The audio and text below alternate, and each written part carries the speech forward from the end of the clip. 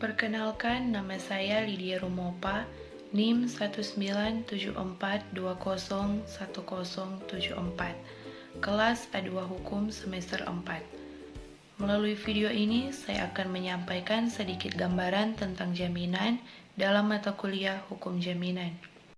Hukum jaminan adalah aturan hubungan hukum antara penjamin atau debitur dan penerima jaminan atau kreditur sebagai akibat dari pengenaan hutang atau kredit.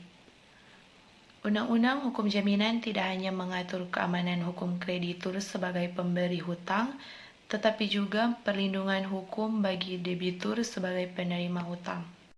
Ada juga undang-undang yang mengatur hukum jaminan, dinyatakan dalam pasal 1131 dan 1132 KUH Perdata.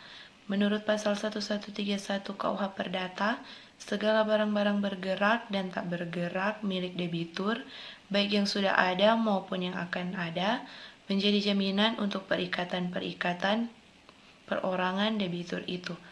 Alhasil, berdasarkan pasal ini, seluruh harta benda seseorang otomatis menjadi jaminan atas hutang tersebut.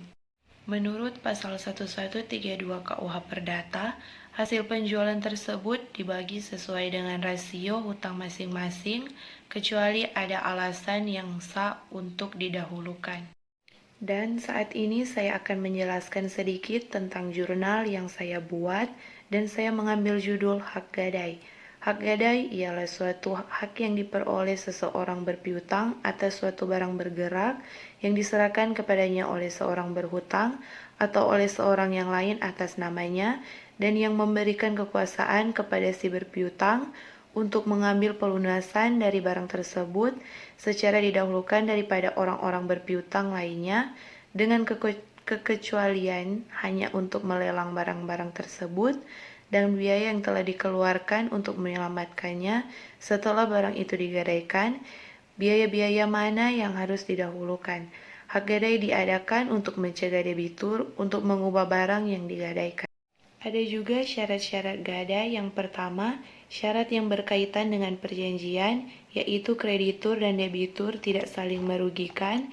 Dan yang kedua, syarat yang berkaitan dengan yang menggadaikan dan penerima gadai, yaitu kedua belah pihak yang berjanji masing-masing dari mereka sudah dewasa dan berakal.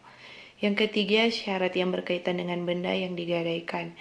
Dan yang terakhir, syarat yang berkaitan dengan perjanjian, yaitu tidak disyaratkan apa-apa.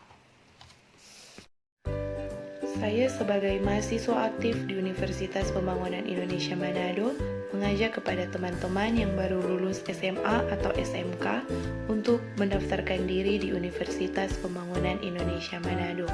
Dan mari bergabung bersama kami Fakultas Hukum UNPI Manado. Terima kasih.